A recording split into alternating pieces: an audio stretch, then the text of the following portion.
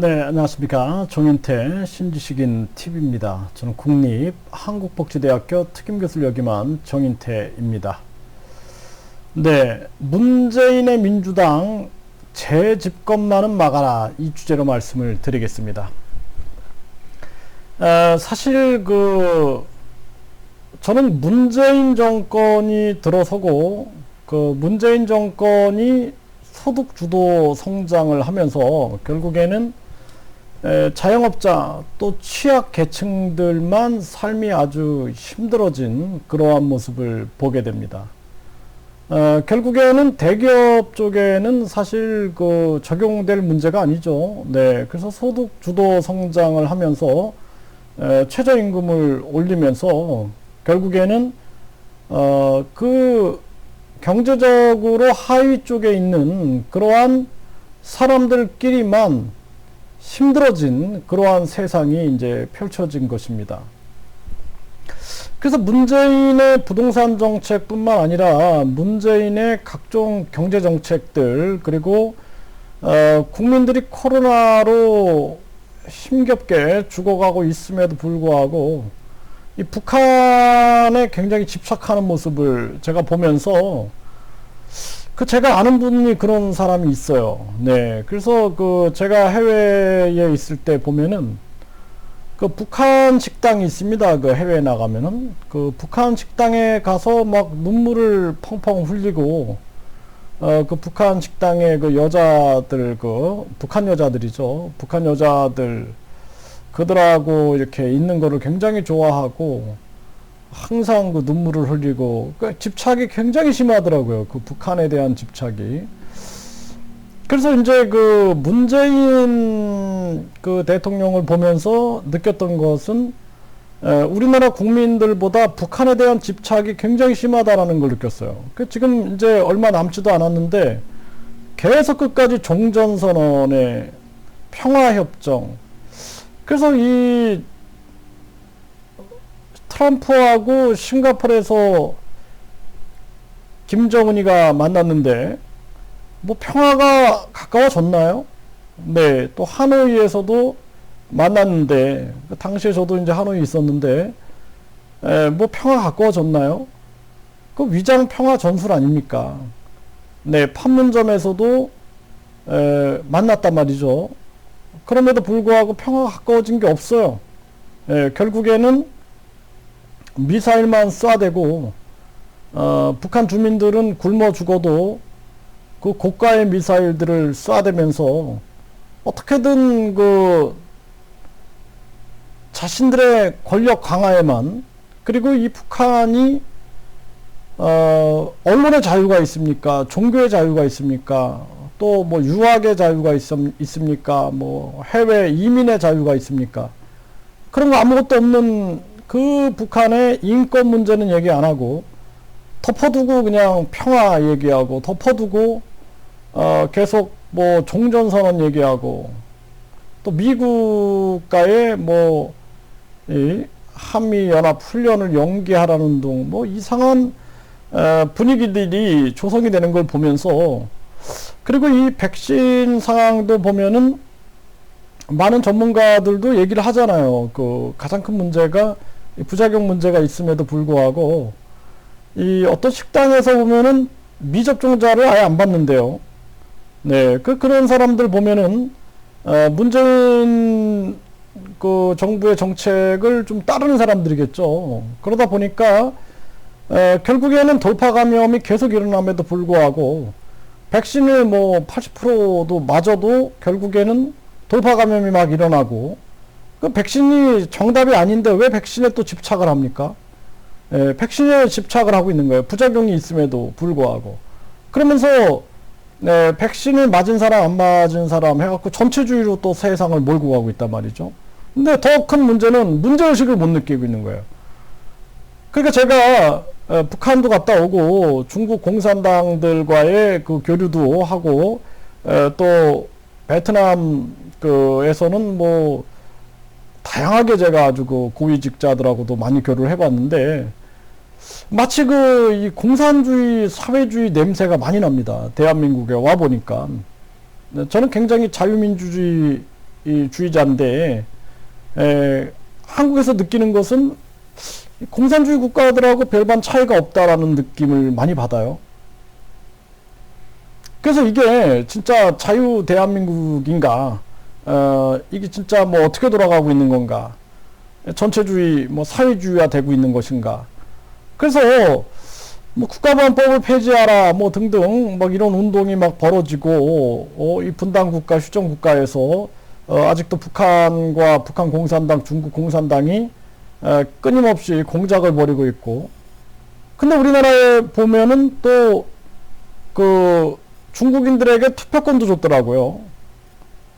그런 걸 보면서 중국인들에게 투표권을 주고 중국인들이 몰려가지고 나중에는 결국에는 자기들이 목소리를 내고 자기들이 지지하는 정치인을 만들어내고 그 친중 세력이 되는 거예요. 우리나라가 친중화 되는 겁니다. 중국 공산당화 될 수가 있다라는 거예요. 예? 북한 공산당화 되고 결국에는 한국이 공산화 되는 겁니다. 공산화.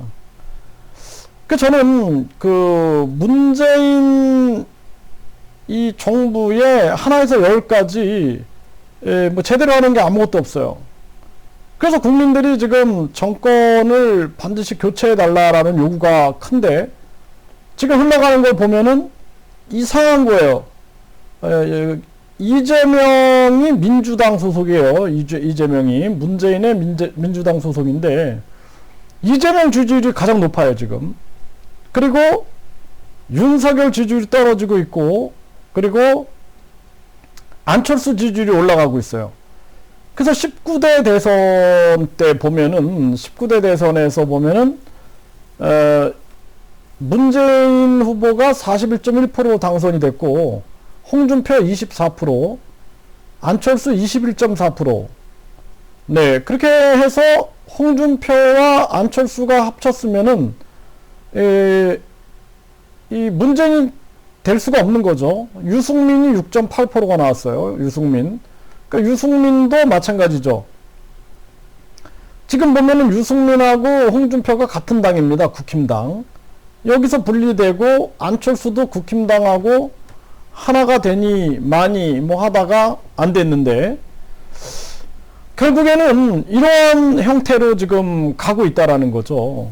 그 자칫 잘못하면 19대 대선처럼 이재명이 당선되게 되고 이재명은 문재인의 민주당 소속이에요. 네. 그래서 그러면 이게 또 반복되는 거예요. 이 지긋지긋했던 5년이 또 반복되는 겁니다.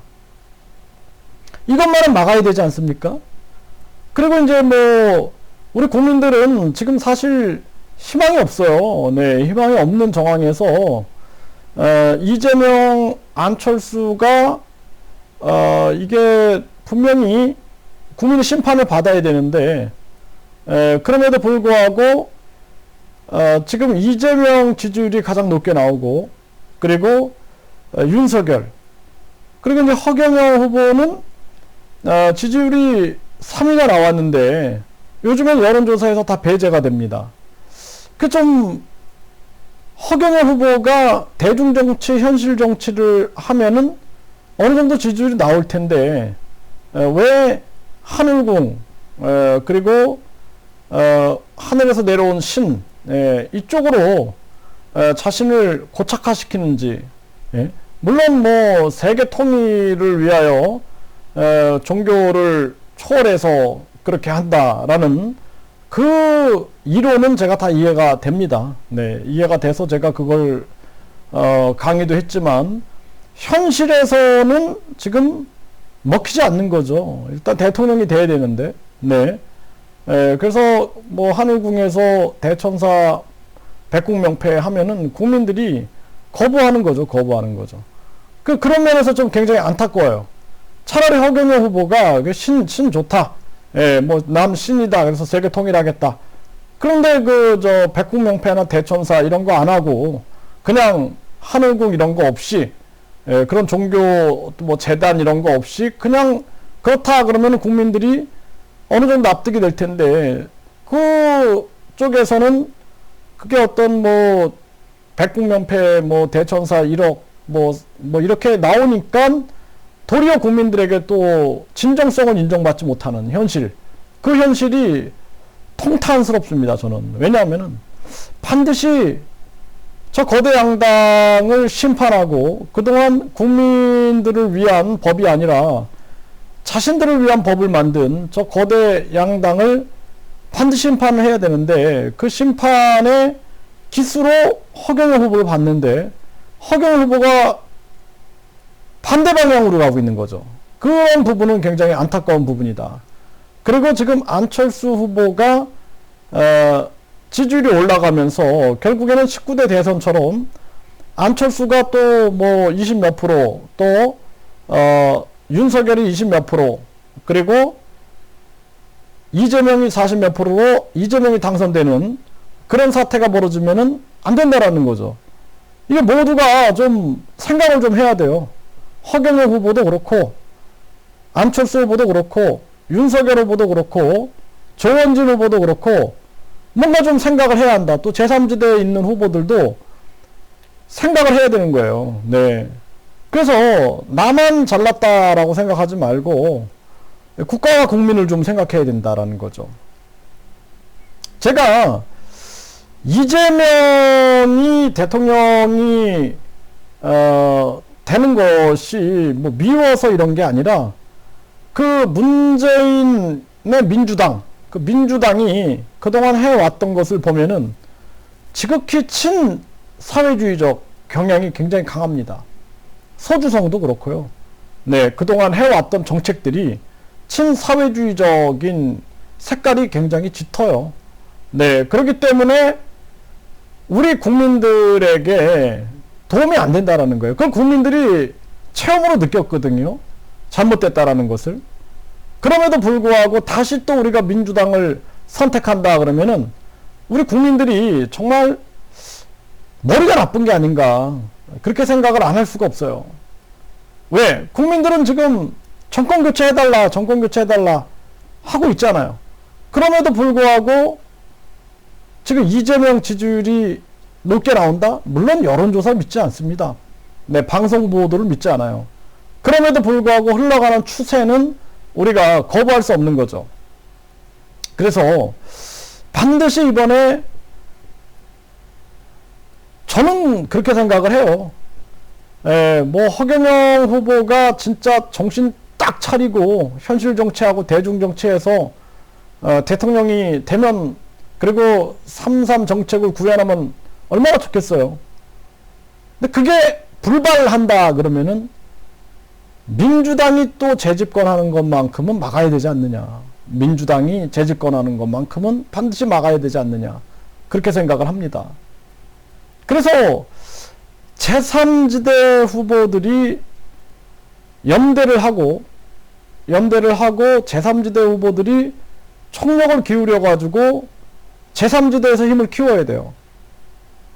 그 안철수 후보도 정신 차려야 되거든요. 지금 안철수 후보가 이 조작 세력에 의해서 놀아날 수도 있어요. 그것도 생각해야 되는 거예요, 지금. 갑자기 박근혜 전 대통령이 사면되고, 그리고 뭐 이석기가 석방이 되고 한명숙이 복권이 되고 하면서 또 민주당의 저 통합 움직임, 열린민주당과의 통합, 19대 대선처럼 흘러가는 모습이거든요. 지금 저들은 뭉치고, 그리고 보수 쪽은 갈라치는 이러한 흐름이 지금 그대로 보여주고 있어요. 아주 그때랑 똑같이 유사한 그러한 그림이다라는 거죠. 그래서 제3지대 후보들이 모여서 국가와 국민을 위하여 서로 연대하고 목소리를 내고, 그리고 우리가 좋은 공약 함께 추진하고 공동 정부를 만들더라도 우리가 힘을 합치자. 힘을 합치고 그 다음에 윤석열도 거기에 같이 참여해야겠죠. 윤석열도 나중에는 국민 경선으로 가자. 그래서 이때부터는 국힘당 후보가 아니에요. 네, 국힘당 후보가 아니라 국민 경선을 통해서 국민 후보 대 국민 공천 후보 대 그 다음에 민주당 후보하고 붙게 되는 거죠. 그래서 이제 완전 승리로 가야 되는 모습이 보여줘야 된다는 거죠. 그렇지 않으면은 네, 또다시 민주당이 집권하는, 그리고 우리 국민들은 민주당 집권 하에 가장 걱정되는 것은 사회주의와 전체주의합니다. 예, 대놓고 얘기할게요. 예, 그리고 대한민국이 공산화되는 거예요. 네, 그래서 가장 우려가 됩니다. 중국 공산당과 북한 공산당의 공작과 그들을 추종하는 세력들이 같이 움직였을 때는 우리나라가 안보 의식 없이는 공산 안 된다. 지금 뭐 홍콩의 민주화가 짓밟히고 미얀마의 민주화가 짓밟히고 우리가 두 눈으로 보지 않습니까 지금? 네. 우크라이나가 지금 러시아와 전쟁이 일어나니 많이 이러고 있지 않습니까? 네. 한국은 더 쉽게 일어날 수 있어요. 네. 그러한 부분입니다. 그래서 그나마 뭐 지금 국힘당 같은 경우에도 믿음이 가지 않아요. 국힘당 변질됐는데, 네? 그나마 안보의식을 조금 가지고 있다는 거죠. 조금. 네. 근데 민주당 쪽에 보면은 굉장히 친북적이에요. 친북적. 네. 친북적, 친중적이에요. 친북, 친중적. 네. 그렇기 때문에 우리가 지금은 한미동맹, 그리고 반 중국 공산당, 반 북한 공산당 쪽으로 가야 된다. 그게 대한민국의 미래다라는 거죠. 그래서 민주당 재집권만큼은 반드시 막자, 이런 말씀을 드립니다.